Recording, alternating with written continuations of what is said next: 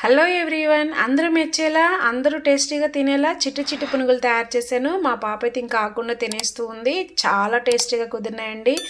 తింటుంటే మెత్తగా పైన క్రంచీగా దూదిలాగా చాలా బాగా కుదిరినాయండి. అయితే ఇంకెందుకు ఆలస్యం, లేట్ చేయకుండా ప్రాసెస్ చూద్దాం రండి. మిగిలిపోయిన దోశ పిండిలో 1 టేబుల్ స్పూన్ జీలకర్ర, సాల్ట్, 1 కప్పు ఇడ్లీ రవ్వ వేసుకొని ఈ కన్సిస్టెన్సీ వరకు కలుపుకున్నాను.